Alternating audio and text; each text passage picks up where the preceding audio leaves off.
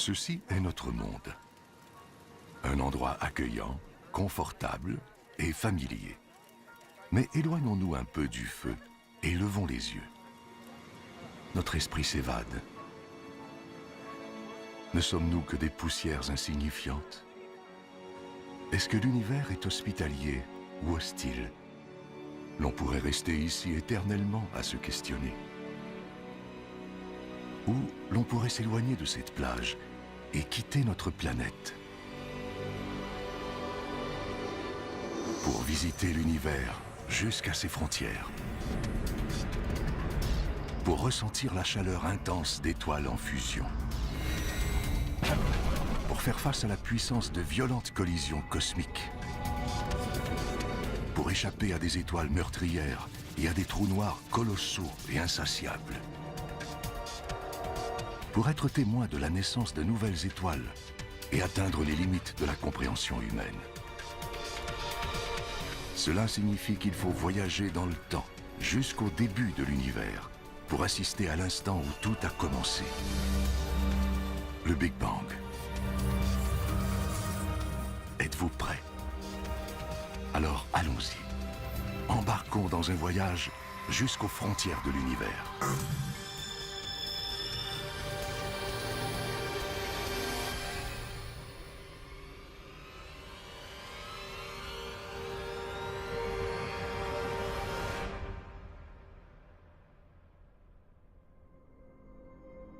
La limite de l'espace, à seulement 100 km, à peine 1 heure de route de la maison. En bas, la vie continue. Chacun va qu'à ses activités quotidiennes. L'économie tourne. Et Star Trek est toujours à l'antenne.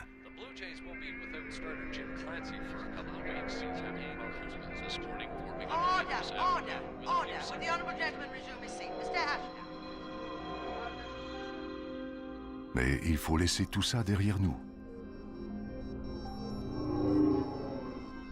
Pour se tremper les orteils dans ce vaste océan noir. Dans une petite mare, pas très loin de chez nous, sur la Lune.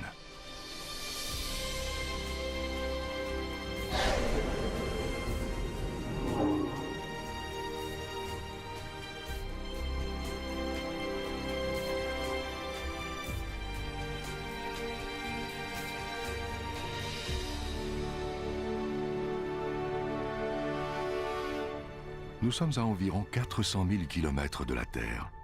3 jours en vaisseau spatial. C'est réconfortant de rester près de chez nous. Des douzaines d'astronautes ont fait ce périple avant nous. 12 d'entre eux ont marché sur la Lune.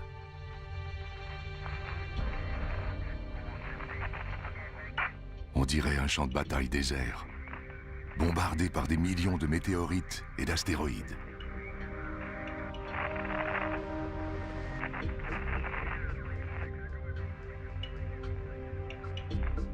Mais tout est silencieux maintenant. De toute évidence, il n'y a eu aucune collision importante depuis des millions d'années. Le module lunaire d'Apollo 11.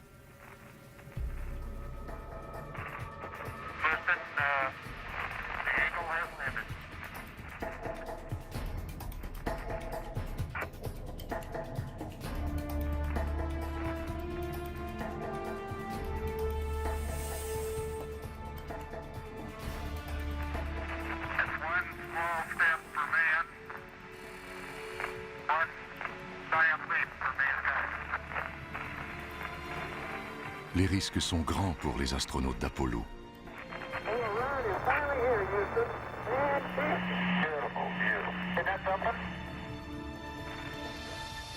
Mais la récompense est unique. Voir notre planète comme personne ne l'a vue auparavant et être les premiers à fouler ce sol. Visiter un autre monde. Un monde bombardé par les radiations mortelles du Soleil. Un champ infini de lave congelée et de tas de roches grises.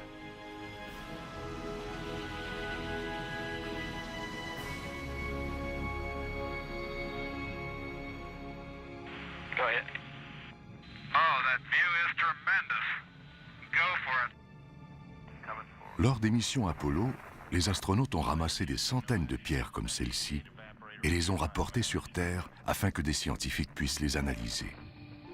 Mais finalement, ces roches ne sont pas si banales. Comme nous, elles viennent de la Terre.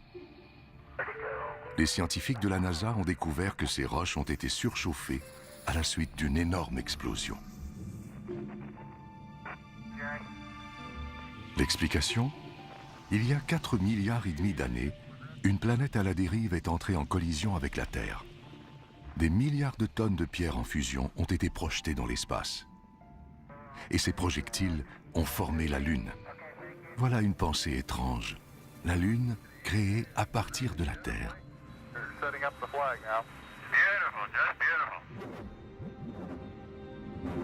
Les traces de pas de Neil Armstrong. On dirait qu'elles datent d'hier. Il n'y a pas de vent pour les recouvrir de poussière. Elles devraient donc rester intactes pendant des millions d'années. Peut-être plus longtemps que nous.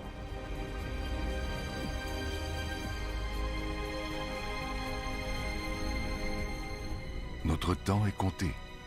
Nous devons faire notre propre bond de géant. Au-delà du territoire exploré par l'humain.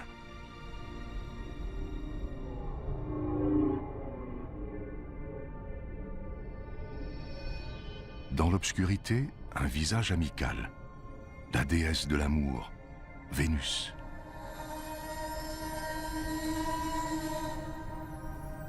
L'étoile du matin, l'étoile du soir. Vénus est la planète la plus brillante du système solaire. Ces spectaculaires nuages jaunes réfléchissent la lumière du soleil.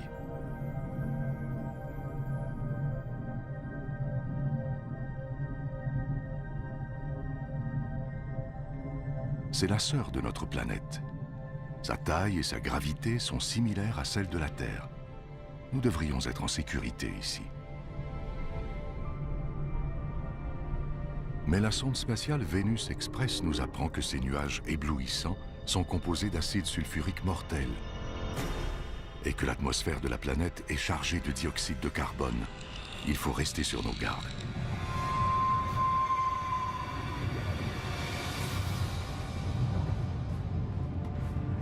Vénus est une déesse en colère. L'air y est nocif, la pression intolérable, et il fait chaud. Près de 500 degrés Celsius. Si nous y restons trop longtemps, nous serons rongés par l'acide, étouffés, écrasés et calcinés.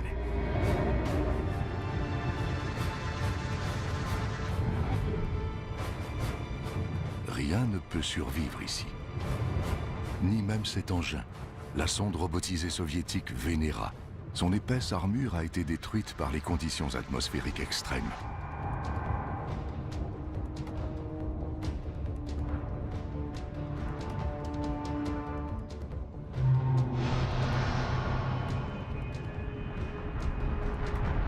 Elle est si belle vue de la Terre, mais on constate en se rapprochant que Vénus est une sœur diabolique, parsemée de milliers de volcans.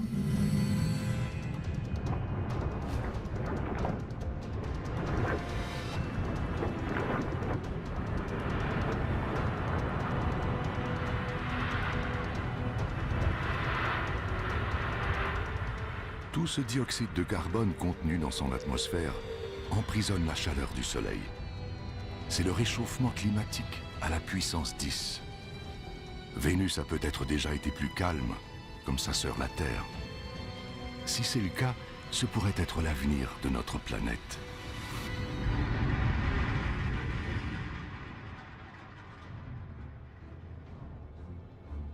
Un avenir défini par le Soleil. Le Soleil a quelque chose de fascinant, un peu comme Méduse. Il est trop terrifiant pour qu'on le regarde, mais il nous est impossible d'y résister.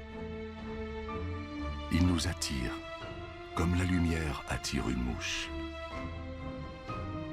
Minuscule à côté du Soleil qui la brûle, Mercure.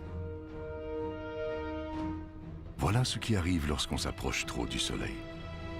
Les écarts de température sont extrêmes ici.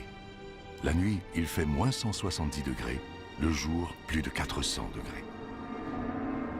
Brûlé, gelé. Et regardez ces cicatrices. On dirait que Mercure a connu un passé violent.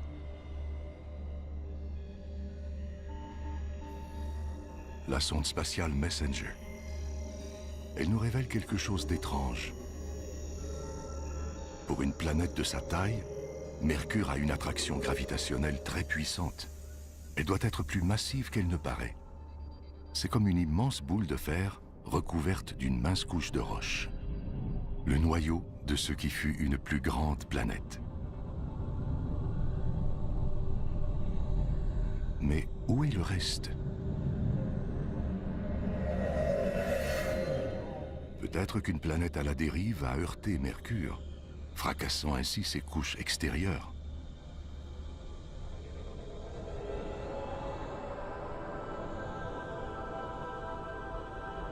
Tout nous indique qu'il faut rebrousser chemin. Mais qui peut résister à cela? Le Soleil dans toute sa fascinante splendeur. Notre lumière, notre vie. Tout ce que nous faisons est contrôlé par le Soleil et dépend de lui. Depuis toujours, dans toutes les civilisations, il est le pivot autour duquel la vie sur Terre tourne. Il alimente nos cultures, structure nos journées, inspire nos croyances.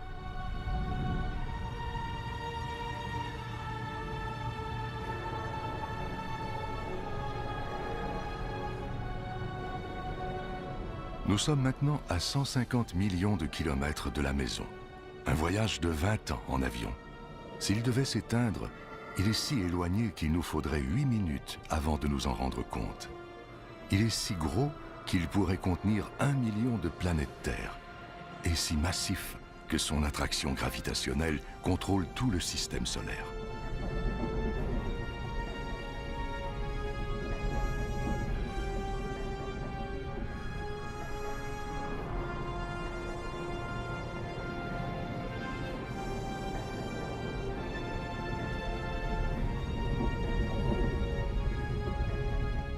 Nous le voyons tous les jours. C'est un visage familier dans notre ciel. De près, il est méconnaissable. Une mer turbulente de gaz incandescents. La température y dépasse les 5000 degrés.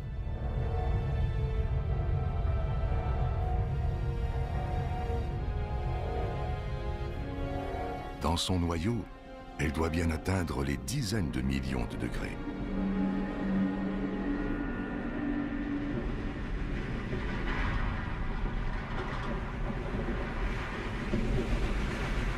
C'est suffisamment chaud pour déclencher une réaction nucléaire qui transforme des millions de tonnes de matière en énergie chaque seconde. C'est plus que toute l'énergie jamais créée par l'homme. Sur Terre, cette énergie nous parvient sous forme de lumière et de chaleur. Mais de près, le Soleil n'a rien de rassurant.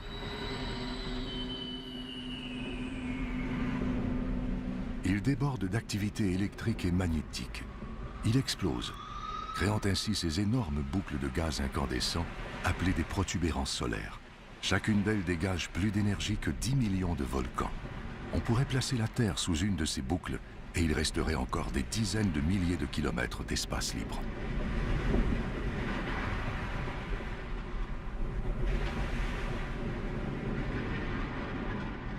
Et à la base de ces boucles, des couches moins chaudes sont exposées, créant ainsi des taches solaires. Leur couleur noire vient du fait qu'elles sont légèrement plus froides que ce qui les entoure. Elles sont néanmoins plus chaudes que tout ce qui existe sur Terre. Et elles sont imposantes aussi. Certaines ont un diamètre de plus de 50 000 kilomètres. Tout près, une éruption solaire. Un jet extrêmement chaud de gaz électrifié qui expulse des radiations mortelles dans l'espace. Mais un jour, tout s'arrêtera. Le Soleil aura épuisé son carburant et s'éteindra. Tout comme la vie sur Terre.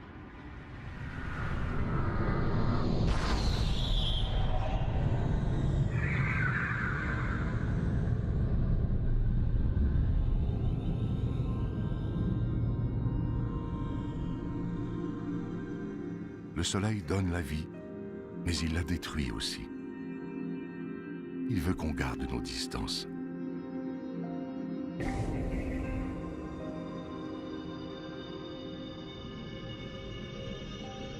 Cette comète s'est aventurée trop près. La chaleur du Soleil l'a fait bouillir, créant ainsi une queue qui s'étend sur des millions de kilomètres.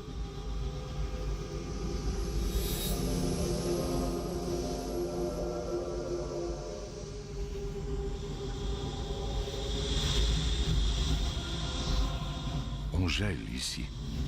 Il ne fait aucun doute que cette comète vient des confins glacés de l'espace. Mais regardez toute cette vapeur, ces geysers, cette poussière. C'est encore l'œuvre du Soleil qui fait fondre le noyau gelé de la comète. Une sorte de grosse boule de neige sale, recouverte de goudron.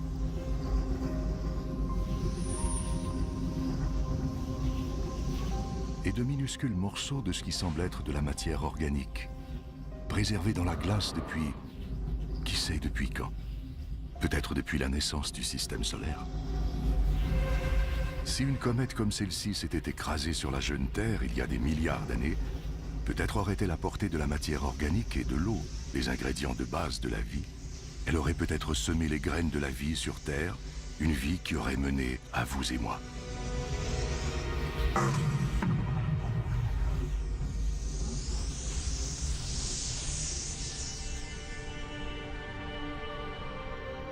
Mais si elle devait s'écraser sur la Terre aujourd'hui, pensez aux dinosaures qui ont été rayés de la carte par l'impact d'une comète ou d'un astéroïde il y a 65 millions d'années. Ce n'est qu'une question de temps. Éventuellement, un jour, à moins que l'on trouve une façon de se protéger, nous subirons le même sort que les dinosaures. La Terre est en sécurité, pour l'instant. Mais si la vie sur Terre était anéantie, nous devrions trouver une nouvelle demeure.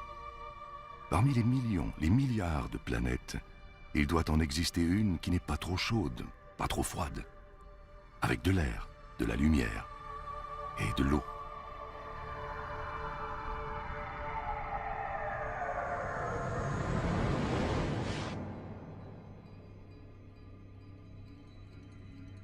La planète rouge, Mars. Pendant des siècles, nous nous sommes tournés vers Mars, espérant y trouver de la compagnie, des signes de vie.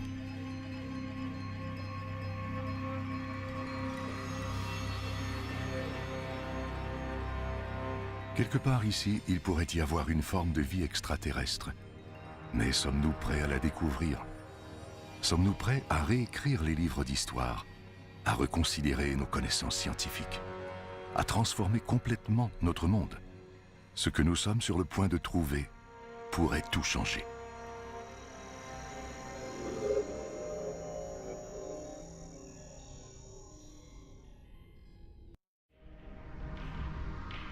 Plus que toute autre planète, Mars captive notre imagination. Pensez aux films et aux bandes dessinées de science-fiction. Que nous ont-ils fait découvrir? Les Martiens. Ce n'est que de la fiction, n'est-ce pas? Et s'il y avait vraiment quelque chose ici? Si c'est le cas, ils vivent sur une planète morte. Ici, les mêmes processus qui ont rendu la Terre habitable se sont interrompus il y a des centaines de millions d'années. Rouge et morte, Mars est un fossile géant.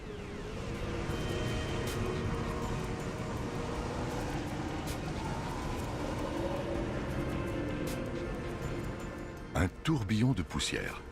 Il est gros, plus gros que les plus grosses tornades sur Terre. Il y a du vent ici.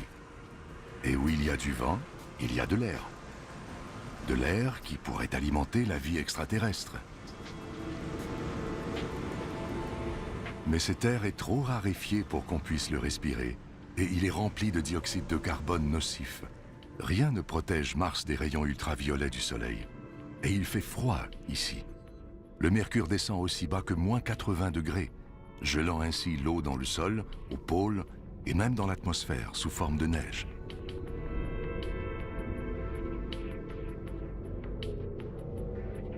Difficile de croire qu'il pourrait y avoir de la vie ici. Pourtant, Sur Terre, les créatures survivent dans le froid extrême, même dans les fosses les plus profondes et obscures des océans.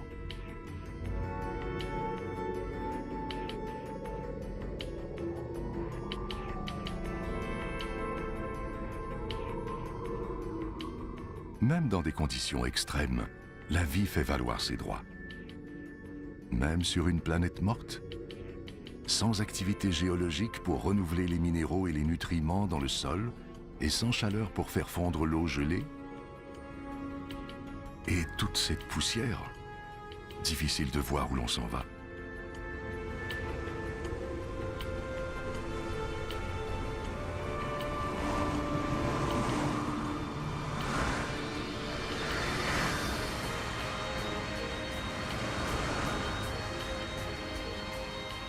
Olympus Mons, un ancien volcan immense, 3 fois plus haut que l'Everest.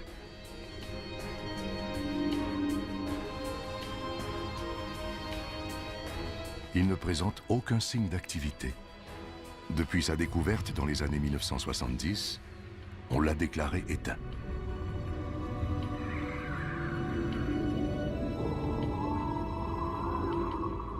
Toute coulée de lave doit être épuisée depuis longtemps, anéantie par les impacts des météorites.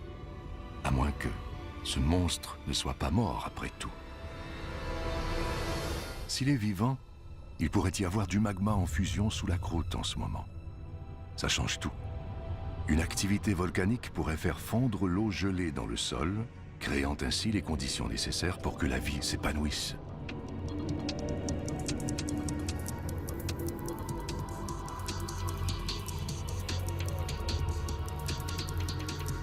Comparé à cela, le Grand Canyon ressemble à une fissure dans le trottoir. C'est à perte de vue. Ce canyon est si long qu'il traverserait toute l'Amérique du Nord. Il y a des signes d'érosion et des lits de rivières asséchés. Comme si l'activité volcanique avait fait fondre de l'eau gelée dans le sol, qui aurait ensuite déferlé dans ce canyon. Une activité volcanique qui pourrait, on le sait maintenant, créer de l'eau à nouveau.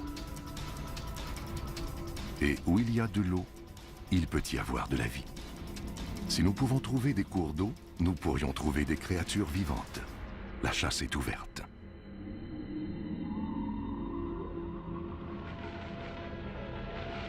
Déambulant dans ce paysage de désolation, le robot mobile de la NASA, Opportunity. Il cherche des preuves que ces plaines stériles ont déjà été des lacs ou des océans qui ont pu héberger des formes de vie.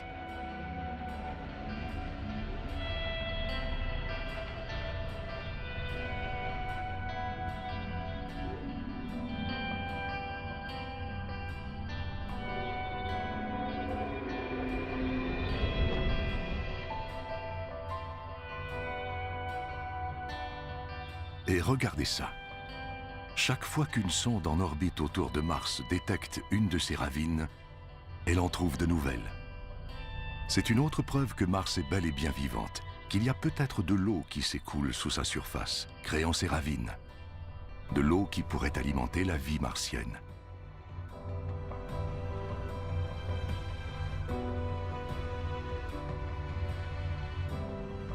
Il ne reste qu'à la trouver. À moins qu'on l'ait déjà trouvée. Pas sur Mars, mais sur Terre. Ça peut sembler un peu fou, mais une théorie avance que la vie est d'abord apparue ici avant de déménager sur Terre. L'impact d'un astéroïde aurait projeté des fragments de Mars comportant de minuscules microbes dans l'espace et sur la jeune planète Terre. Là, ces microbes auraient évolué et créé la vie. Ce n'est pas surprenant qu'on soit fasciné par Mars. Cette planète pourrait être notre maison ancestrale. Si c'était vrai, nous serions donc tous des Martiens. La planète Mars telle que nous la connaissons n'existerait plus, remplacée par cette nouvelle planète active et en constante évolution. Et si nous connaissions très peu Mars, la planète la plus étudiée du système solaire, quelle autre surprise nous attend? Il doit y avoir d'autres secrets qui ne demandent qu'à être découverts.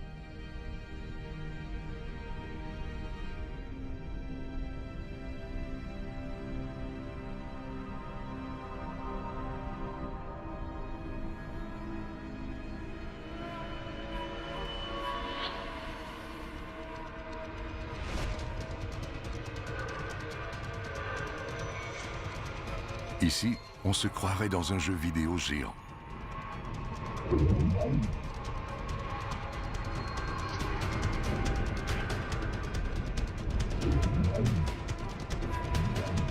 Mais ces astéroïdes sont bien réels. Certains mesurent des centaines de kilomètres. Celui-ci doit mesurer environ 30 kilomètres. Et regardez. Il n'a pas dû être facile de poser une sonde sur un astéroïde voyageant à 80 000 km à l'heure. C'est beaucoup d'efforts pour étudier un caillou. Un de ces cailloux qui peuvent entrer en collision avec d'autres, se briser et tomber sur Terre sous la forme de météorites. Or, ce sont des cailloux comme ceux-ci qui se sont agglomérés pour former les planètes, dont la nôtre.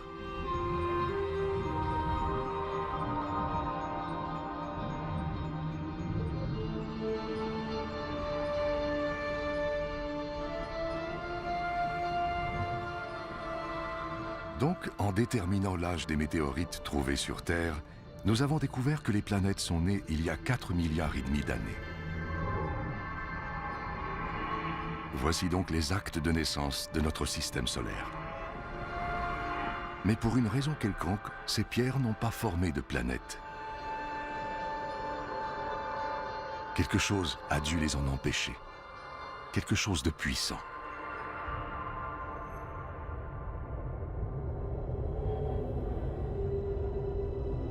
Jupiter.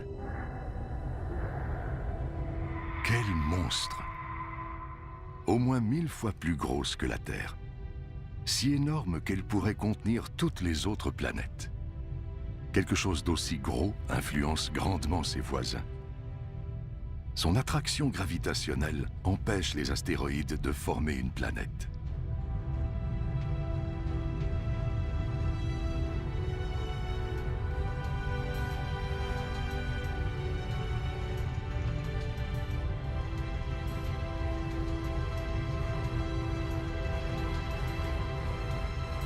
Mais cette énorme planète est presque exclusivement constituée de gaz. Si on atterrit ici, on s'enfoncera et on ne touchera probablement jamais de surface solide. Et la beauté de Jupiter est le fruit d'une violence extrême. Elle tourne à une vitesse folle, ce qui crée des vents pouvant atteindre des centaines de kilomètres à l'heure et façonne ces nuages en bandes, en remous et en tourbillons. Et ça, la légendaire tache rouge.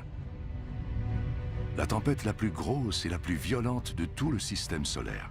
Elle fait au moins 3 fois la taille de la Terre et elle dure depuis 300 ans.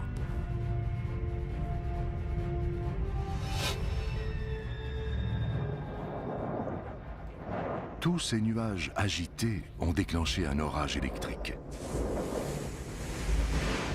Un seul de ces éclairs est 10 000 fois plus puissant que n'importe quel éclair sur Terre.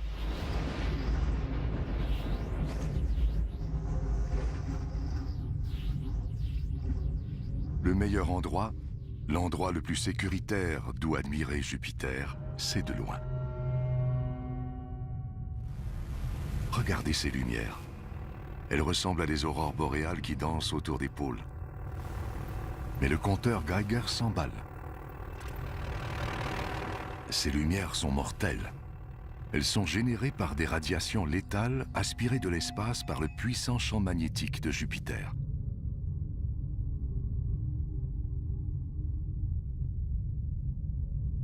On commence à réaliser qu'ici, il ne faut jamais se fier aux apparences. L'univers est plein de contradictions. Il faut faire preuve de prudence en naviguant parmi les quelques 62 lunes de Jupiter.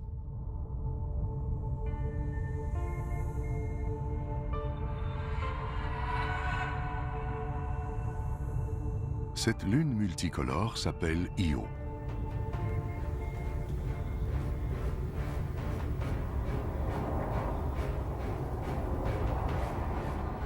Ces jolies couleurs, c'est de la roche en fusion, du soufre, et des volcans qui crachent des cendres brûlantes et du soufre à des centaines de kilomètres dans les airs.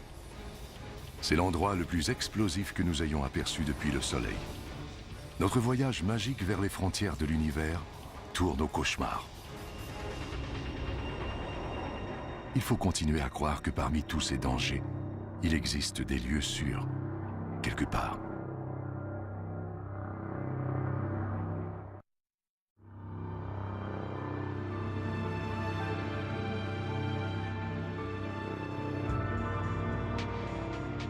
Nous sommes à 650 millions de kilomètres de la Terre. Comme cet endroit est étrange et familier en même temps.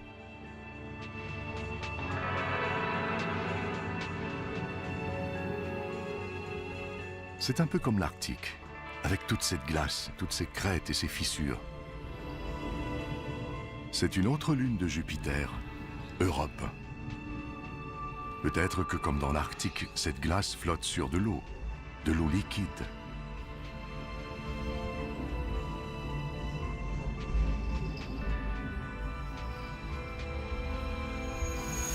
C'est intriguant, mais nous sommes à 800 millions de kilomètres du Soleil.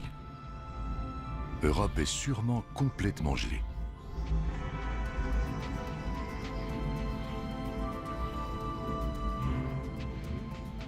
À moins que l'attraction gravitationnelle de Jupiter crée de la friction dans son noyau. Ainsi, Europe ne serait pas complètement gelée et la vie pourrait se développer dans les eaux situées sous sa croûte de glace. Nous nous trouvons peut-être à quelques mètres d'une vie extraterrestre, d'un écosystème complet de microbes, de crustacés et peut-être même de calmars. Seule cette couche de glace nous sépare d'une possible vie extraterrestre. Mais d'ici à ce qu'on envoie un vaisseau spatial percer la glace, Europe demeurera l'un des plus grands mystères du système solaire.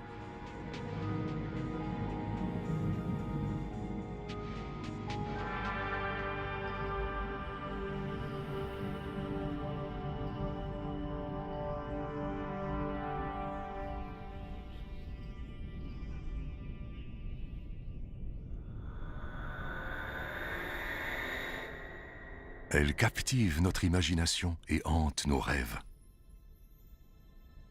La voici qui tourne devant nos yeux. Saturne, le joyau du système solaire. Pour la contempler, tout ce périple valait la peine. Il y a quelque chose de magique à propos de Saturne. Une boule de gaz géante, si légère qu'elle flotterait sur l'eau. Ces anneaux spectaculaires pourraient s'étendre de la Terre à la Lune.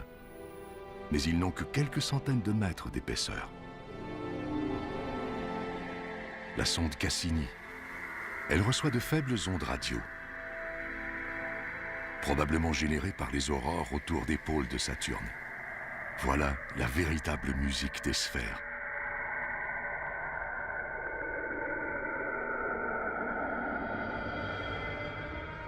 Elle nous raconte que ces anneaux sont probablement les restes d'une lune détruite par l'attraction gravitationnelle de Saturne. Une beauté incomparable, née d'une destruction totale.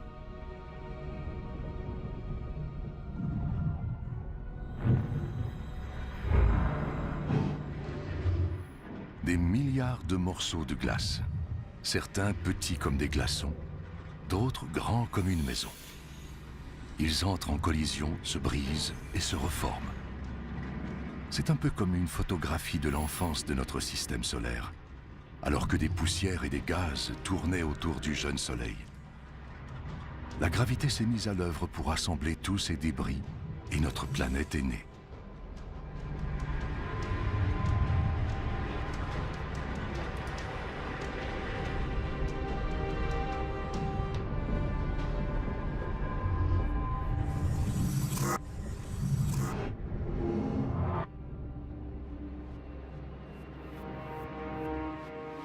Chaque objet en orbite autour de Saturne est techniquement une lune, du plus petit bloc de glace à la soixantaine de grosses lunes de la planète.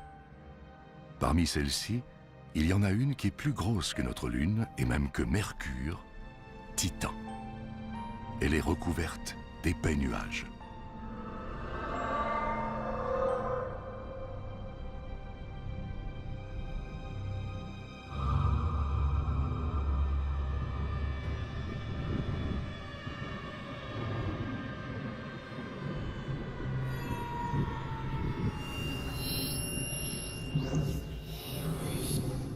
mais on dirait qu'il y a une atmosphère sous ces nuages.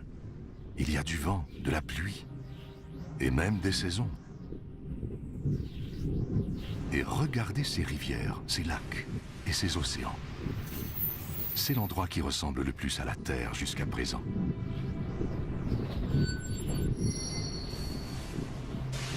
Toutefois, ce n'est pas de l'eau qui coule ici, mais du gaz naturel liquide. Il doit y avoir des milliers de fois plus de gaz naturel que dans toutes les réserves de la Terre. Si nous pouvions en rapporter chez nous, il alimenterait nos villes et nos voitures pendant des milliers d'années. Ou peut-être pourrons-nous l'utiliser un jour pour alimenter une colonie, dans le cas où il n'y aurait pas déjà de vie sur Titan. La sonde spatiale Huygens, relâchée par Cassini sur la surface de Titan, est là pour le découvrir. Elle nous apprend qu'il y a de la matière organique dans le sol, mais il fait froid, moins 180 degrés.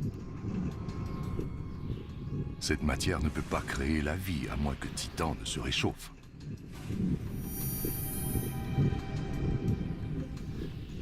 On prévoit que le Soleil se réchauffera. À ce moment, peut-être que la vie jaillira ici, tout comme elle l'a fait sur la Terre il y a des milliards d'années. Comme la Terre deviendra trop chaude pour nous, peut-être déménagerons-nous sur Titan. Cette lune lointaine pourrait devenir notre nouveau foyer.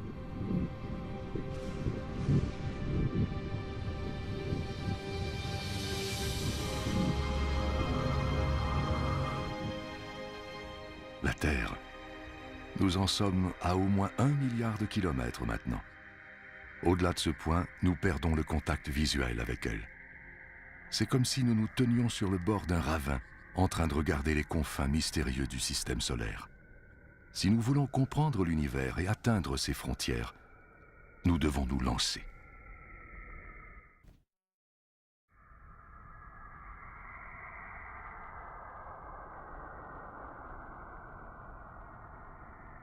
Invisible de la Terre, inconnu pendant une grande partie de l'histoire de l'humanité, nous voici aux confins du système solaire.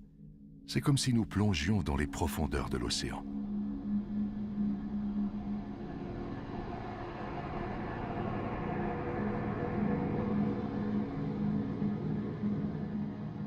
Ces anneaux. On dirait qu'Uranus a été heurté par une planète à la dérive qui l'a désaxé.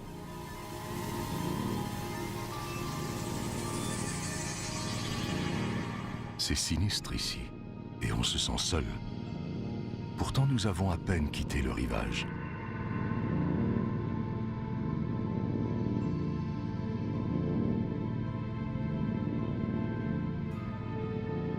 Si la Terre était de la taille d'un petit pois, nous aurions parcouru un peu moins de 2 kilomètres. Mais pour atteindre les limites du système solaire, nous devrons en franchir 20 000 autres.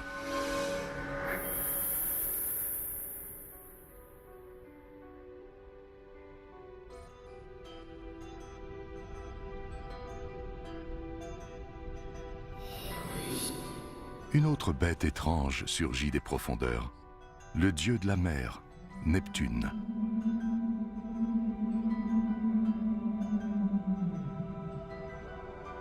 De loin, elle semble paisible. Mais regardez cette tache. C'est une tempête de la grosseur de la Terre, soufflant des vents violents atteignant les 1500 km à l'heure. Chez nous, c'est le Soleil qui pousse le vent. Mais Neptune est trop loin. Quelque chose d'autre doit créer ces redoutables vents, mais personne ne sait quoi.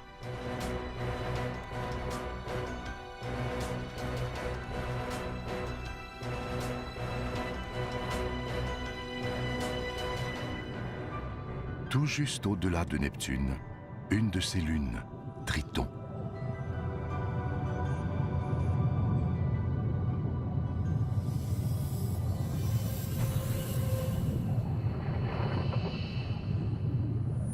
Regardez ces geysers, des cheminées cosmiques expulsant des suies étranges. Cette lune tourne autour de Neptune dans le sens opposé à celui de la rotation de la planète.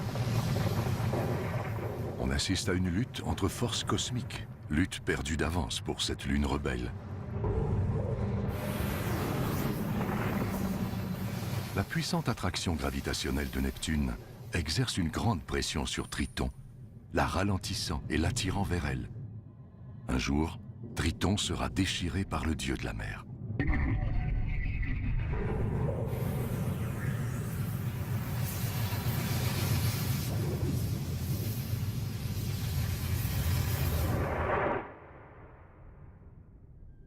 Et c'est tout.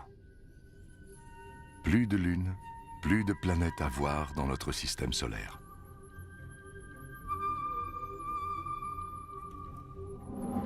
Mais jetez un coup d'œil par ici. Ce n'est pas le vide. C'est bourré de roches gelées et de sphères glacées. Comme Pluton. Jusqu'à récemment, nous croyions qu'elle était seule, qu'il n'y avait rien au-delà. Nous avions tort. Encore plus de mondes gelés. Des découvertes si récentes que personne ne sait comment les appeler. Les plutinos, les plutoïdes, les cuboinos. Peu importe leur nom, les conséquences sont les mêmes. Notre système solaire n'est pas le modèle bien défini que nous croyons. À plus de 13 milliards de kilomètres de la Terre, on trouve l'objet le plus éloigné à décrire une orbite autour du Soleil. Un autre petit monde de glace appelé Sedna est découvert en 2003. Son orbite dure 10 000 ans et le conduit à 130 milliards de kilomètres du Soleil.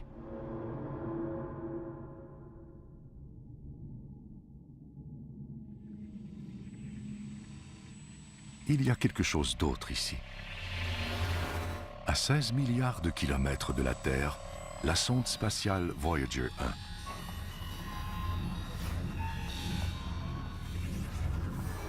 Sans cette sonde, nous n'aurions aucune image des planètes géantes et nous ne saurions rien de leurs lunes étranges.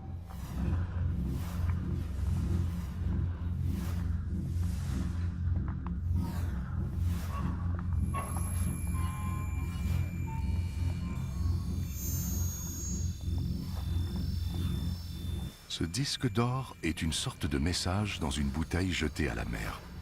Un mot de bienvenue y a été enregistré dans plusieurs langues. Hola y saludos a todos. On y trouve aussi une carte expliquant comment trouver notre système solaire. Mais lorsqu'on est perdu en forêt, est-ce sage de crier? N'importe qui ou n'importe quoi pourrait nous entendre, trouver où nous habitons et nous faire une petite visite, amicale ou non.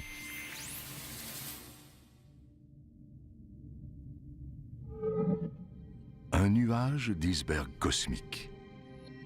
Il ressemble à la comète que nous avons croisée plus tôt.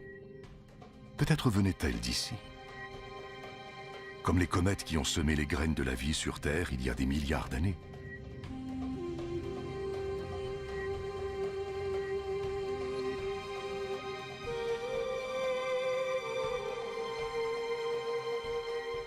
Avec toute cette glace, peut-être ont-elles aussi transporté de l'eau sur Terre.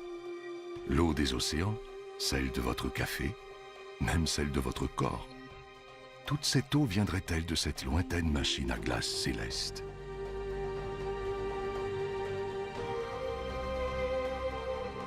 Nous sommes à 8 millions de kilomètres de chez nous, c'est-à-dire à 8 billions de kilomètres. Et notre périple ne fait que commencer. Devant nous, des billions de kilomètres et des milliards d'étoiles. Nous y sommes. Il est temps de sauter dans l'immensité de l'univers, dans l'espace interstellaire.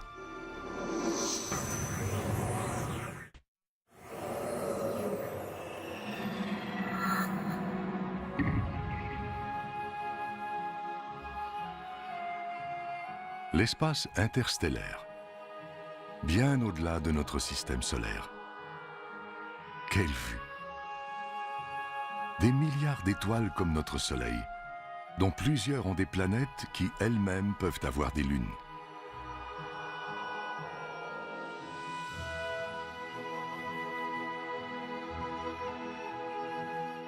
Difficile de choisir dans quelle direction aller. Les possibilités sont infinies dans toutes les directions. Peu importe où nous irons, nous aurons besoin d'un sérieux coup d'accélérateur.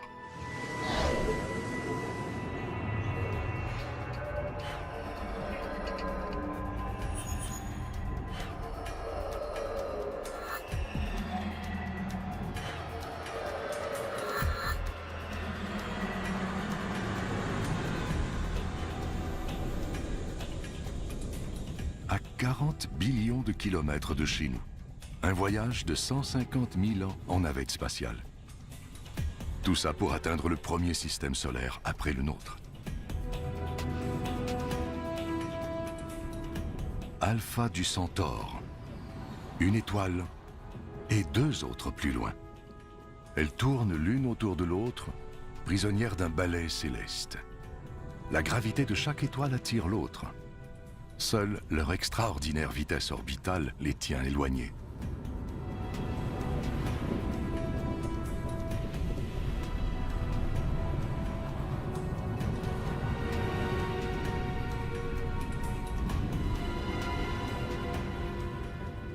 Nous sommes si loin de chez nous maintenant que les kilomètres ne veulent plus rien dire. Il faudra dorénavant parler d'années-lumière. Un rayon de lumière prend 1 an pour parcourir 10 billions de kilomètres. Donc, 40 billions de kilomètres équivalent à plus de 4 années-lumière de la Terre. C'est incroyable. Les distances sont telles qu'elles dépassent la compréhension. Mais c'est aussi excitant. Qui sait quels mondes étranges nous attendent et ce que nous découvrirons lorsque nous atteindrons les frontières de l'univers, si nous y parvenons.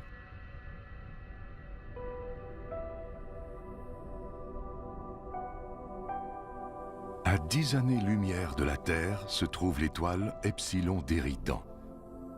De spectaculaires anneaux de poussière et de glace. Et quelque part dans tout ça, des débris s'assemblent pour former des planètes qui naissent devant nos yeux.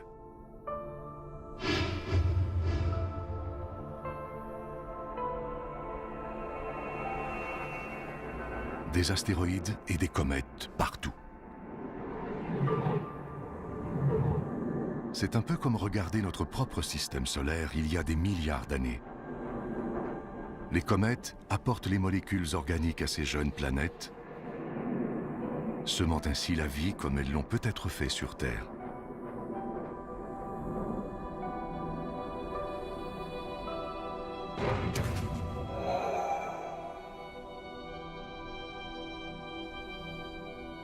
Au milieu de tout ça, on retrouve une étoile plus petite que notre Soleil. Elle est encore toute jeune. S'il y a de la vie dans ce système solaire, elle est très primitive.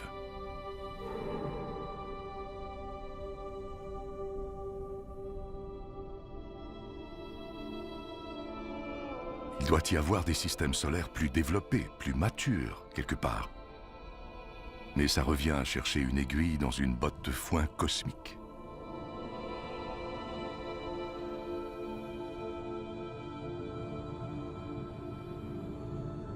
Nous sommes à 20 années-lumière de la Terre. L'étoile Gliese 581.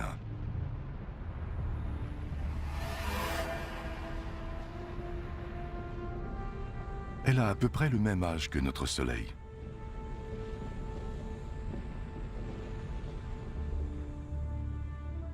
Et en orbite autour d'elle, cette planète. Elle est à une bonne distance de son Soleil. Plus près, son eau s'évaporerait, plus loin, elle gèlerait. Ce sont des conditions idéales pour qu'il y ait de la vie.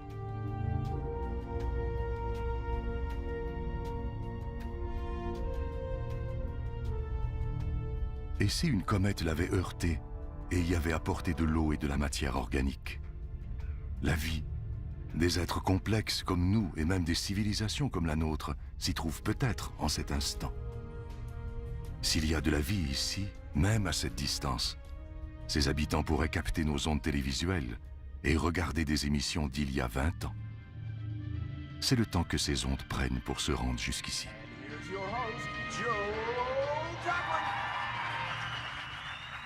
Mais d'ici à ce que les générations futures trouvent le moyen de communiquer sur de si grandes distances, nous ne pouvons que spéculer. Eux et nous menant des vies parallèles, inconscients de l'existence de l'autre. À moins qu'il y ait eu de la vie qui aurait disparu.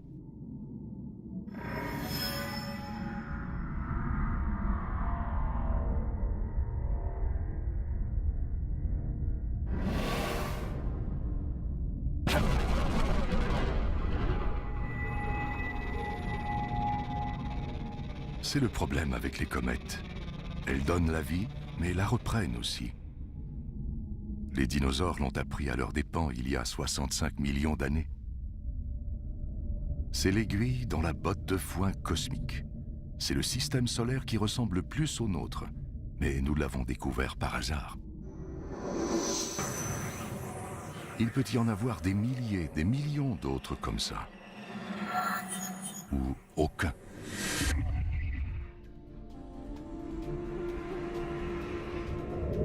Voici Algol, l'œil du diable. Crainte depuis la nuit des temps. Vue de la Terre, on dirait une étoile qui clignote. Mais de près, on remarque qu'il s'agit en fait de deux étoiles. Et l'une aspire l'autre.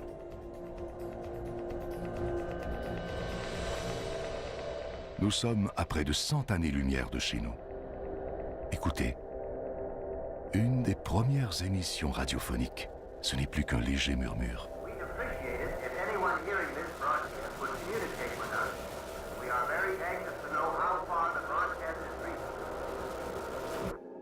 Puis c'est le silence. À partir d'ici, c'est comme si la Terre n'avait jamais existé. Les extraterrestres vivant au-delà de ce point ignorent tout de notre existence. Le moment où nous avons levé les yeux vers les étoiles et nous sommes demandé quelle était notre place dans l'univers nous paraît bien loin. Nous ne regardons plus les merveilles que nous rencontrons du même œil.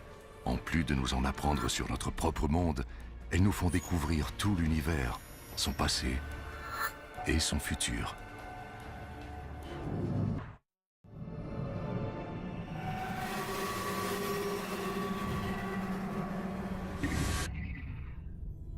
Loin dans les profondeurs de notre galaxie, la Voie lactée, se trouve une immense bibliothèque céleste où chaque étoile est un livre et une histoire. Les Pléiades. Vues de la Terre, elles forment l'amas d'étoiles le plus brillant dans le ciel.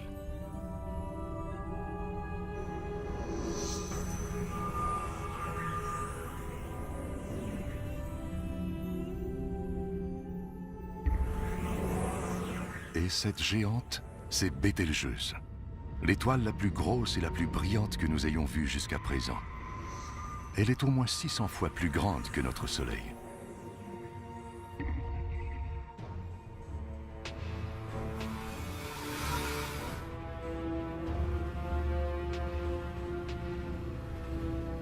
Qu'est-ce que c'est que ça? Ce n'est pas une étoile, ni une planète. Ça ne ressemble à rien de ce que nous avons vu.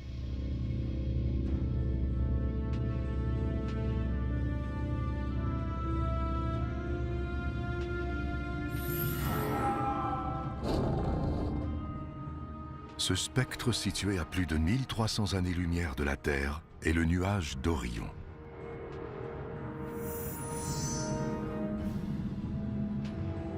Des poussières et des gaz si denses qu'ils nous aveuglent et nous isolent du reste de l'univers. Ici, dans les profondeurs, une boule de lumière attire des poussières et des gaz vers elle. Elle les réchauffe. Ils fusionnent et forment une boule de gaz brûlant, comme une étoile, comme notre Soleil, mais en miniature. À l'intérieur, la température atteint des millions de degrés. C'est si chaud que cela déclenche des réactions nucléaires, comme celles qui font briller notre Soleil, qui créent de l'énergie, des radiations, de la lumière. Une étoile est en train de naître.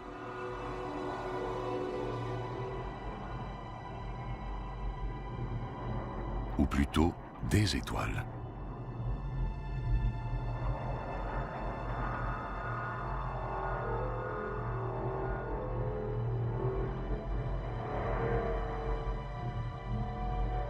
Le nuage d'Orion est une énorme usine à étoiles.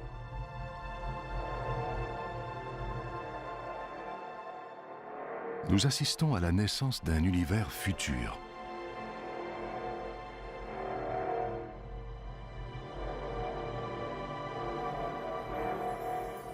Nous nous attendions à rencontrer des horreurs.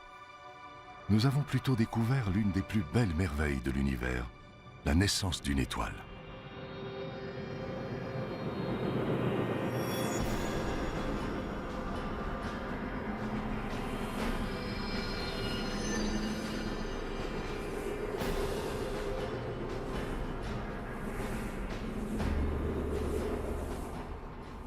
Des jets de gaz propulsés à une vitesse de 200 000 km à l'heure,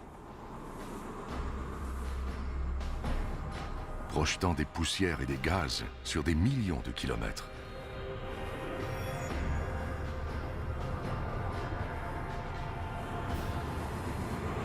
C'est d'une violence inouïe. Mais admirez le résultat. Une nébuleuse, d'immenses nuages de gaz luisants suspendus dans l'espace. Il n'y a pas de vent ici. Ils prendront donc des milliers d'années à se disperser.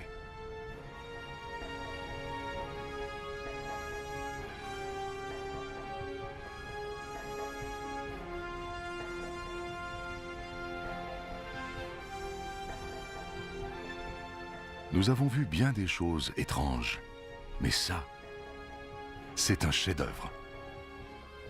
Une tête de cheval géante qui se dresse dans l'espace.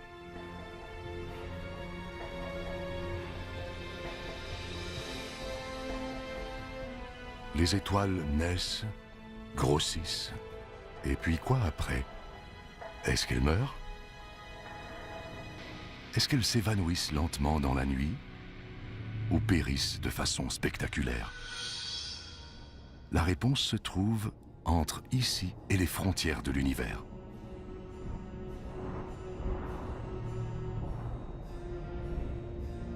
Près de 4000 années-lumière plus loin, des nuages lumineux suspendus dans l'espace, encerclant ce qui fut jadis une étoile comme notre Soleil. Tout ce qui reste d'elle, ce sont ces gaz aux couleurs vives. Ces éléments, issus de la fusion nucléaire au cœur de l'étoile, ont été relâchés dans l'espace à sa mort. Le vert et le violet sont l'hydrogène et l'hélium, les matières brutes de l'univers. Le rouge et le bleu sont l'azote et l'oxygène, les blocs de fondation de la vie sur Terre. Si nous vivons, c'est grâce à des étoiles comme celle-ci. L'oxygène de nos poumons, l'azote de notre ADN, tout a été créé par la fusion nucléaire dans des étoiles mortes longtemps avant la naissance de la Terre. Nous sommes faits de déchets nucléaires stellaires. Notre arbre généalogique commence ici.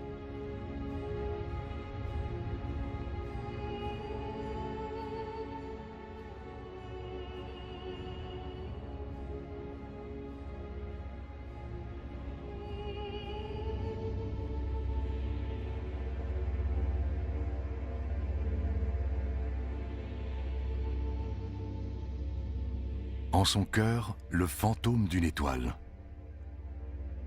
C'est une naine blanche, chauffée à blanc. Petite mais incroyablement dense. C'est une étoile à l'agonie. Ses atomes ont fusionné et se collent les uns aux autres. Elle est si dense qu'une petite cuillerée à thé de cette naine blanche pèse 1 tonne. C'est un avant-goût inquiétant du destin de notre Soleil. Dans 6 milliards d'années, il deviendra une naine blanche. Sa mort signifiera la disparition de la vie sur Terre. On se demande combien d'autres mondes ont subi ce sort. Combien d'histoires ont été oubliées? Combien de livres célestes sont perdus à jamais?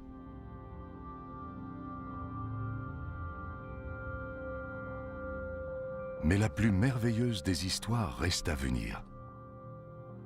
Nous devons voyager dans le temps jusqu'au premier chapitre pour raconter l'histoire de la création de l'univers.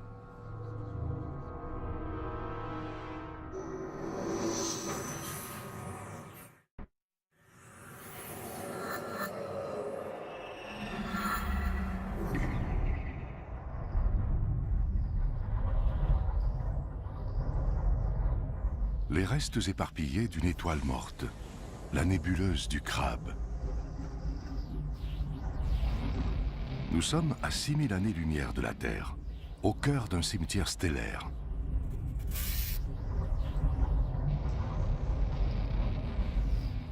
Des poussières et des gaz qui s'étendent sur des billions de kilomètres.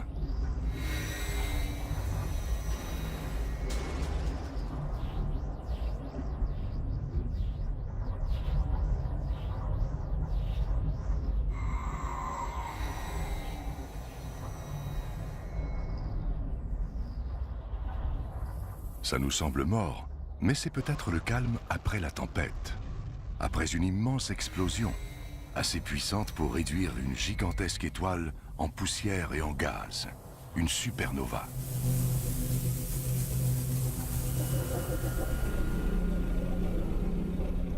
Le voici, l'œil de la tempête. Une étoile qui tourne sur elle-même et qui émet des pulsations. Un pulsar.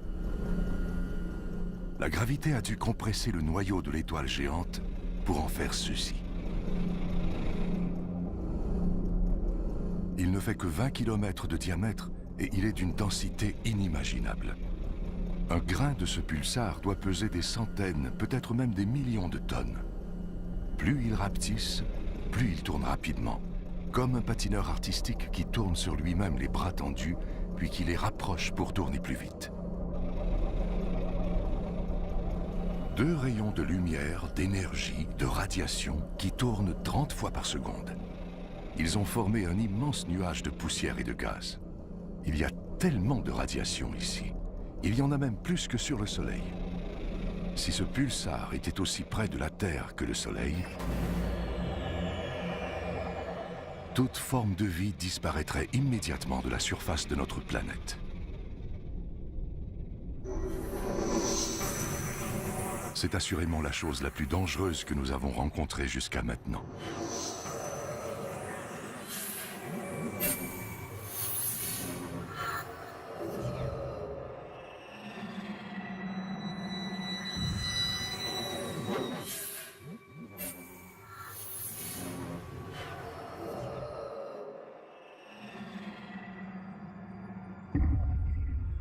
Quelle sensation bizarre. C'est comme si quelque chose de mauvais s'approchait. Une présence malveillante. La chose que nous ne voulions pas rencontrer. Complètement noire, cachant les étoiles derrière elle.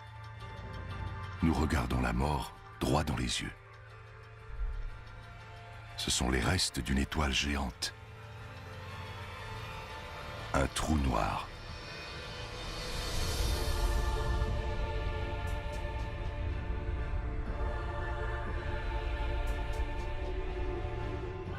Au lieu de se contracter et de devenir une naine blanche ou un pulsar, cette étoile a continué de rapetisser. Elle est devenue si petite qu'elle mesure à peine quelques kilomètres, mais elle est considérablement plus dense qu'un pulsar. Et c'est impossible d'y résister.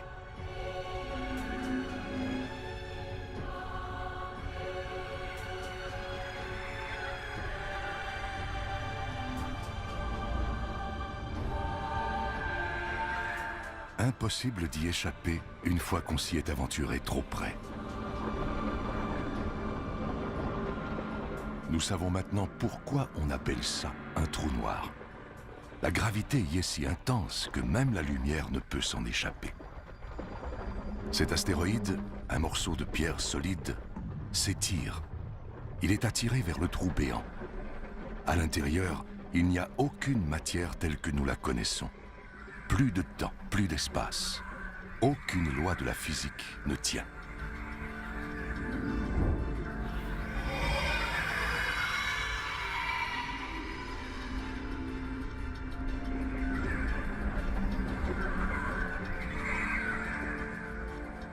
L'astéroïde a disparu. Et en vérité, personne ne sait où il est allé. Nous sommes aux limites de la compréhension humaine. Il pourrait y avoir des millions de trous noirs qui rôdent autour de notre galaxie. Peut-être plus qu'il n'y a d'étoiles dans le ciel. Mais nous ne pourrions les voir avant qu'il ne soit trop tard. Comme cette étoile qui tourne puis disparaît dans un puits invisible.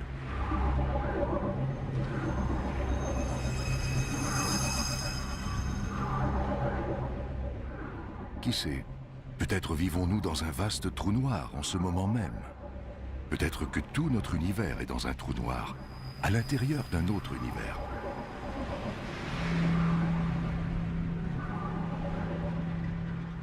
Parfois, on a l'impression que plus on voit de choses, moins on en sait. Nous savons toutefois que notre galaxie, la Voie lactée, est plus complexe et plus dangereuse que nous ne l'imaginions.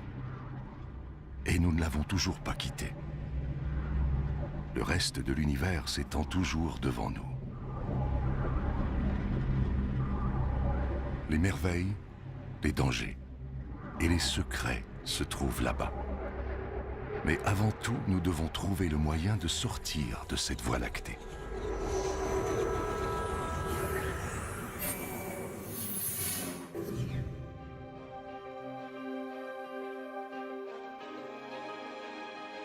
Nous sommes à 7000 années-lumière de chez nous, encore au cœur de notre propre galaxie. C'est comme si nous étions dans une forêt dense, peuplée d'arbres tous plus magnifiques et fascinants les uns que les autres. La forêt est si dense que l'on ne peut voir l'horizon pour avoir une idée de l'ampleur. Nous devons nous frayer un chemin pour atteindre les clairières aux limites de la galaxie. C'est seulement là que nous pourrons comprendre où elle a commencé et d'où nous venons. Mais difficile de quitter de tels paysages. Un colossal nuage luisant surmonté de grandes tours de poussière, les piliers de la création. Ils sont comme la porte d'entrée des confins de la galaxie. Les deux piliers sont parsemés de petits renflements, des embryons de systèmes solaires. Chacun est gros comme notre système solaire. Encore un monument qui témoigne de la remarquable créativité de la nature.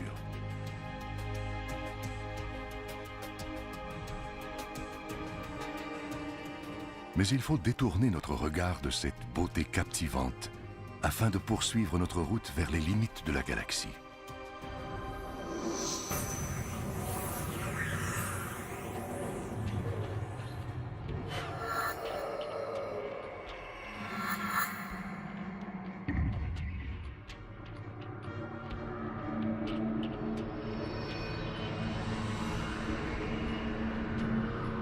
Émerveillés par la beauté de la Voie lactée, nous nous sommes égarés dans un champ de mines cosmiques. C'est comme une explosion au ralenti. Des nuages de gaz géants sont expulsés de cette étoile. Une étoile des millions de fois plus brillante que notre Soleil. Les réactions nucléaires qui l'alimentent s'épuisent. Nous assistons à ses derniers souffles.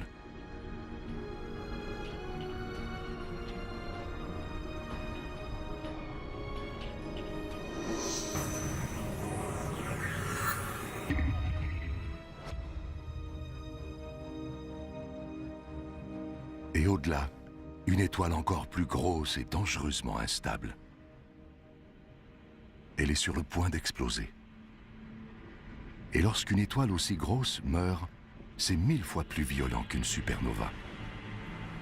Nous voici donc devant l'expression la plus violente de la mort d'une étoile. Une hypernova.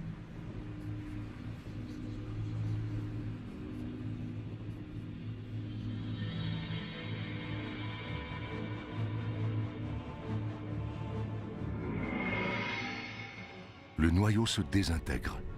Il devient un trou noir.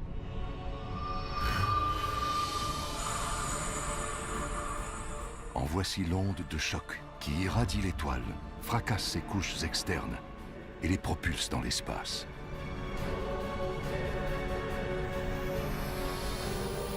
Il y a des radiations mortelles partout, en quantité suffisante pour avoir un effet catastrophique sur les malheureuses planètes à proximité. C'est peut-être une de ces hypernovas qui a causé l'extinction de toutes les espèces vivantes de la Terre il y a 450 millions d'années. Des hypernovas meurtrières, des comètes gelées, des planètes calcinées, des naines blanches, des géantes rouges, la Terre. De minuscules gouttes dans une vaste étendue de lumière blanche, notre propre galaxie, la Voie lactée. Nous voulions savoir quelle était notre place dans l'univers. Voici la réponse.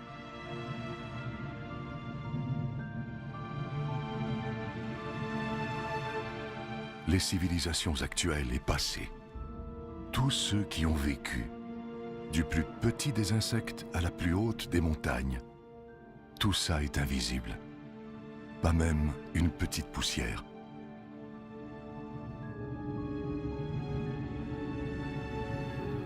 Notre demeure est une petite planète autour d'une étoile banale. Si elle disparaissait maintenant, nous ne le remarquerions même pas.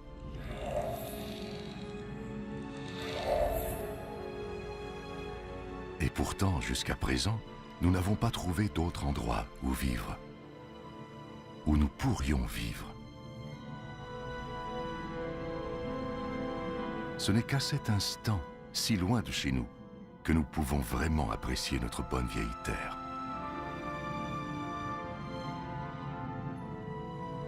Regardez toutes ces étoiles. Il y en a des centaines de milliards. Il doit y en avoir au moins une, sinon davantage, qui peut accueillir la vie.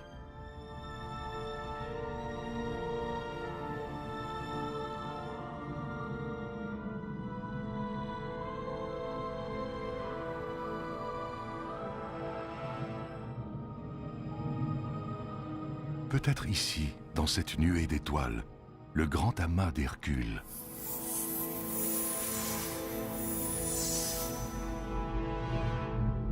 Dans les années 1970, des astronomes ont envoyé un message dans cette direction.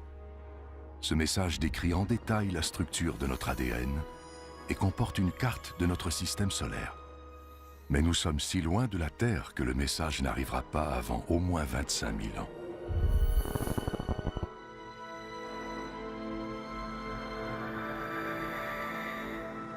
Nous n'avons pas encore trouvé de forme de vie extraterrestre, mais nous n'avons rien trouvé non plus qui nous fasse croire qu'il n'en existe pas.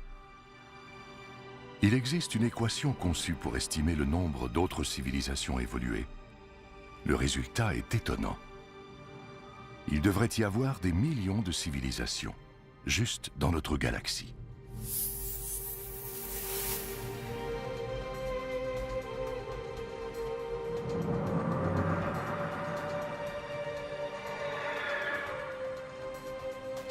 Tout ce que nous avons vu jusqu'à présent se trouve dans la Voie lactée. Nous avons maintenant l'occasion de voir d'autres galaxies, d'avoir un meilleur aperçu de la totalité de l'univers et peut-être de trouver la réponse à la question ultime. D'où vient tout cela? Il est maintenant temps de quitter notre galaxie et de pénétrer dans l'espace intergalactique.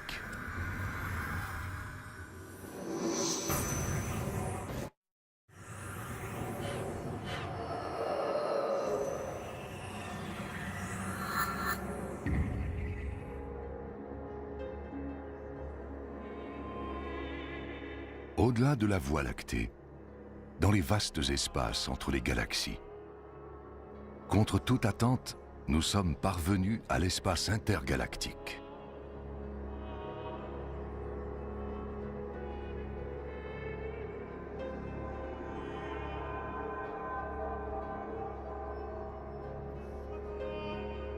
Ici, il n'y a rien à l'horizon. Les galaxies les plus proches sont à des centaines de milliers d'années-lumière. Les restes de galaxies déchirées par la puissante attraction gravitationnelle de la Voie lactée, répandue dans rien.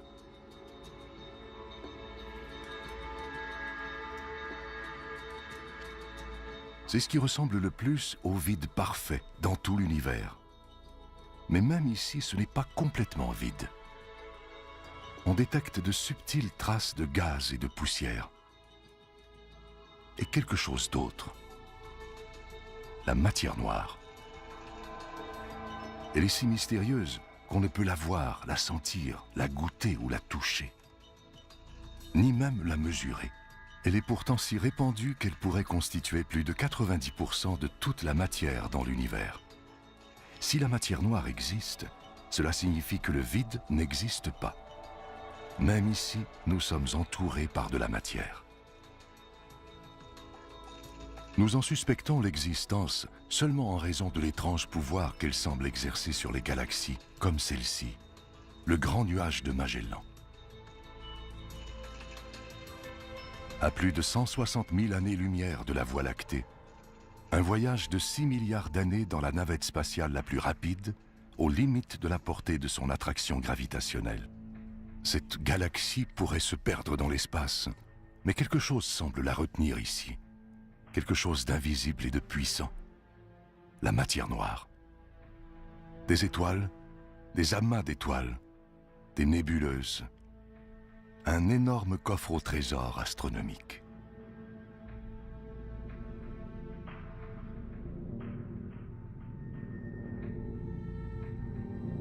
Mais regardez ça. On dirait un collier de perles brillantes. C'est une boule de feu expulsée par ce qui a dû être une gigantesque explosion. Une supernova. Elle est si brillante que lorsque la lumière de cette explosion a atteint la Terre en 1987, elle était visible à l'œil nu. Et si violente qu'elle a déclenché une série de réactions nucléaires qui ont fusionné des atomes pour créer de nouveaux éléments, comme de l'or, de l'argent, du platine, puis les a propulsés dans l'espace.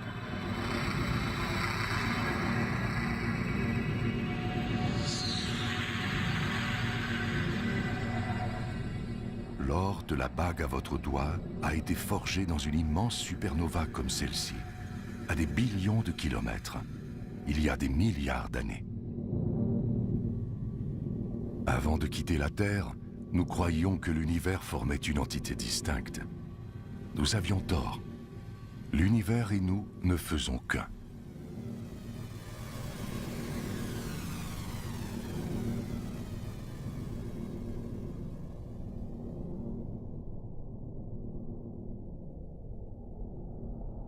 C'est rassurant de se le rappeler, alors qu'on s'enfonce dans cet abîme.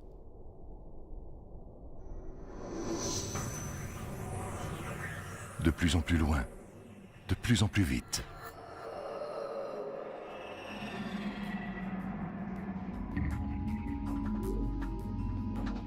La galaxie d'Andromède, à 2,5 millions d'années-lumière de la Terre.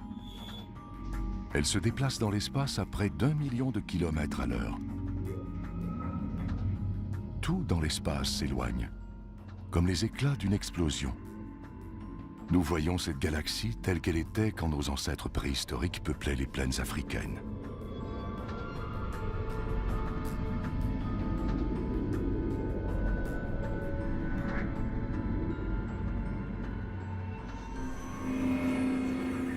Il y a de l'ordre dans ce chaos. Il y a un fil conducteur derrière cette infinie variété. Un cycle éternel de naissance et de mort, de création et de destruction. C'est un fil tissé dans la vaste toile de l'espace qui lie chacune de ces galaxies. Il y a des milliards de galaxies dans l'univers, chacune comportant des milliards, voire des billions d'étoiles. Il y a probablement plus d'étoiles qu'il n'y a de grains de sable sur toutes les plages de la Terre. Il ne s'agit là que des étoiles qui existent en ce moment. Que dire des étoiles disparues, des étoiles naissantes et des étoiles à venir? Nous commençons enfin à comprendre la totalité de l'univers, et c'est encore plus vaste que ce que nous imaginions. Cette galaxie, l'immense galaxie spirale M101, est si éloignée de la Terre qu'un message envoyé d'ici maintenant mettrait 27 millions d'années à se rendre chez nous. Qui sait si notre espèce ou notre planète serait encore là pour le recevoir?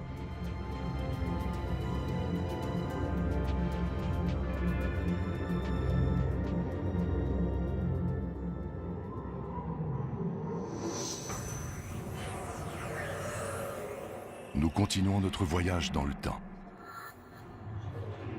Nous avons passé le moment où les dinosaures ont été exterminés, où les premières créatures se sont aventurées hors de l'eau.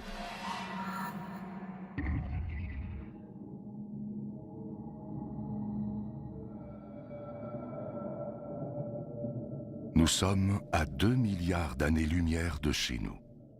Nous approchons des frontières de l'univers. Nous retournons au début des temps.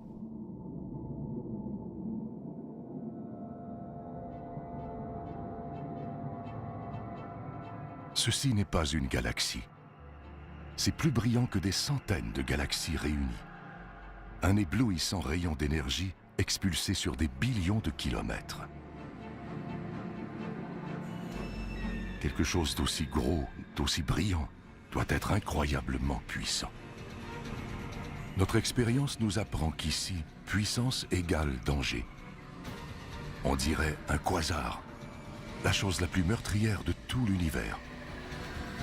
Si c'est le cas, notre périple pourrait bien être terminé, juste au moment où nous pouvions en entrevoir la fin.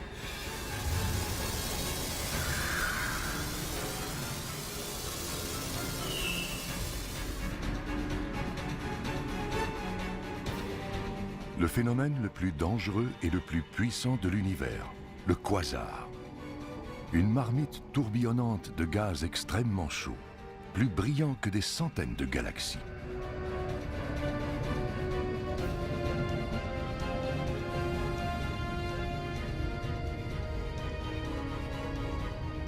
La source de cette puissance extraordinaire repose au cœur même de la bête. Un cœur obscur, un trou noir gigantesque, aussi lourd que des milliards de soleils.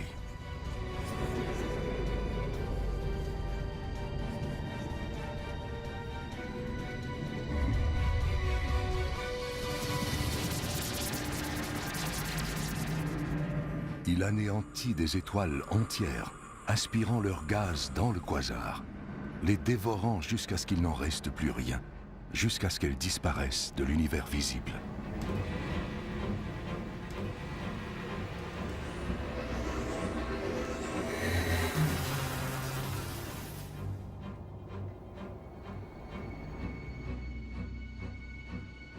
Nous avons vu le pire de ce que peut offrir l'univers, ses forces les plus destructrices. La voie est maintenant libre. Les frontières ultimes de l'univers sont à notre portée.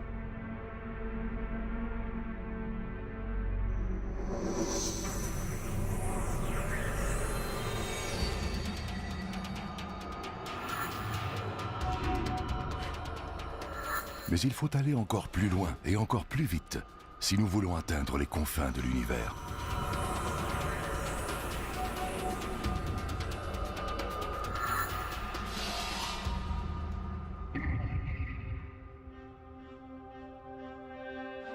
À 8 milliards d'années-lumière de la Terre, on trouve d'autres galaxies. Mais celles-ci sont différentes.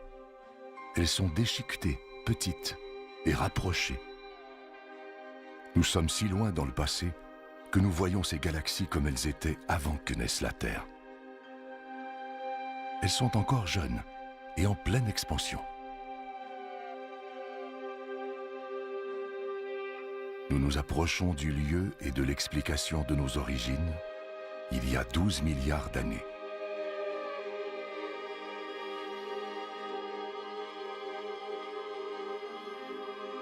Regardez ces galaxies maintenant. Elles sont comme du plancton qui flotte dans un vaste et sombre océan.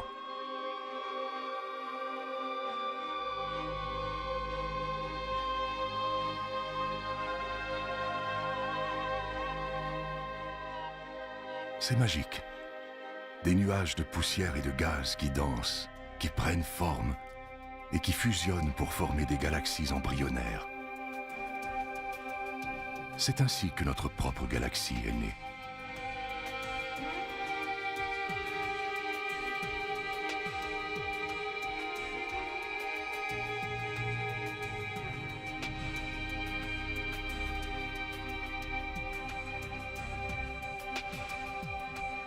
Elles disparaissent.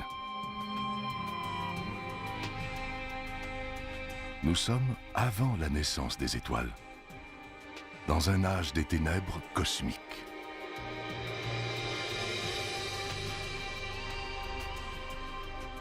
Et avant cela, la lumière, la lueur résiduelle d'une terrible explosion, l'explosion qui a créé l'univers.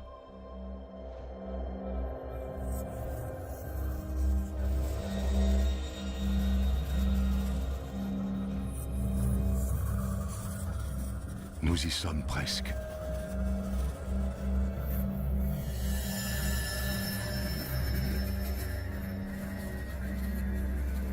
Ça y est, nous y voilà.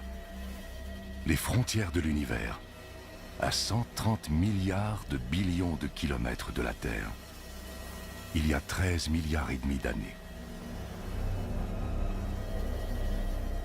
L'instant même du Big Bang. Le moment le plus violent et le plus créatif de toute l'histoire. Tout ce qui est survenu suit cet instant.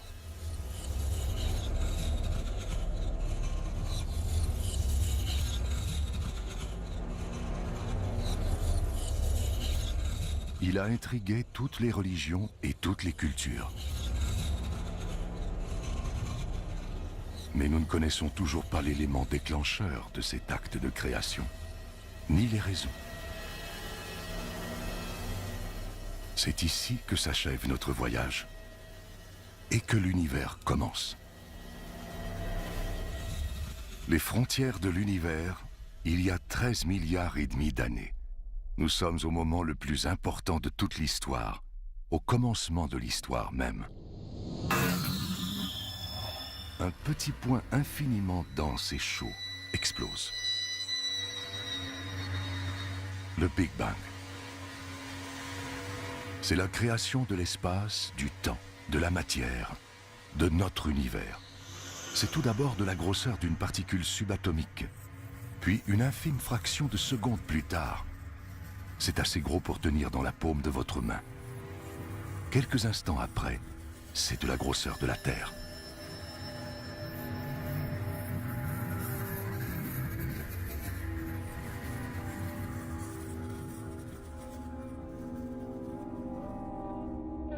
Aujourd'hui, la lumière du Big Bang se répand toujours, sous la forme d'ondes électromagnétiques. Votre antenne de télévision la capte. Ce sont les parasites que vous voyez à l'écran.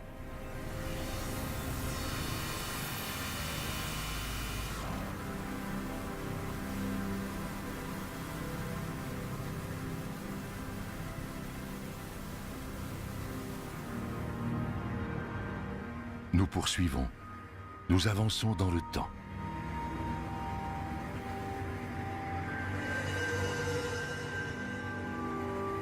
Tout ce que nous avons vu pendant notre voyage, ce sont des étincelles propagées par le Big Bang. Les galaxies, les étoiles, les planètes, ce ne sont que des débris.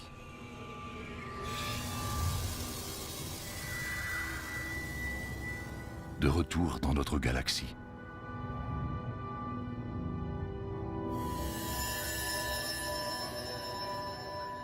Puis dans notre système solaire. Jusqu'à ce qu'on atteigne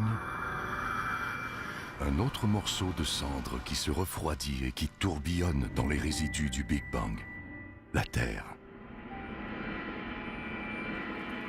Après un périple de 260 milliards de billions de kilomètres, nous sommes de retour à la case départ, chez nous. Seulement maintenant, nous sommes plus conscients. Nous savons désormais que notre demeure est plus petite et plus banale que ce que nous imaginions. Et elle est destinée à mourir, engloutie par un soleil à l'agonie. Mais il ne faut pas désespérer. Nous devrions nous réjouir. À partir de notre petite base éloignée, nous avons réussi à découvrir tout ça. à démystifier les secrets de l'univers. Nous devrions célébrer nos accomplissements, chérir notre planète et profiter pleinement de notre brève existence.